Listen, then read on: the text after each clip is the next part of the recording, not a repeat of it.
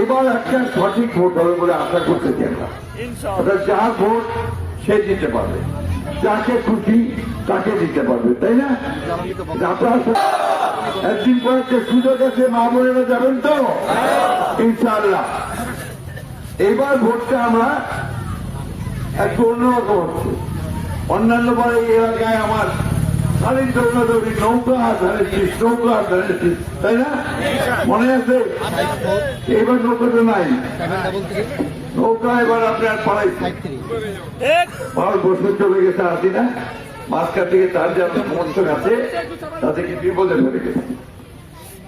আমরা সেই বিপদ থেকে তাদের পাশে দাঁড়াই। আমরা পরিষ্কার করছি আমার হিন্দু ভাইদেরকে যে আপনারা কোনো চিন্তা করবেন না, আমরা আছি আপনাদের সঙ্গে। যারা অন্যায় করছে তাদের শুধু শাস্তি হবে, যারা অন্যায় করেনি সাধারণ মানুষ তাদেরকে আমরা আমাদের বুকের মধ্যে রেখে আসবো। তো আল্লাহর হুকুমে যদি নির্বাচনটা ঠিক মতো 15 তারিখে হয় আর আমরা সবাই নিয়ে ভোট দিতে পারি, ভোট দিয়ে একটা সরকার নির্বাচন করতে পারি, তাহলে আমরা ভালো থাকবো বলে আমরা আশা করতেছি, তাই না? আমি তো পুরানা আপনাদের, তাই না? নতুন নাকি? পুরাতন তো। তোমার মার্কাতে কি করেননি?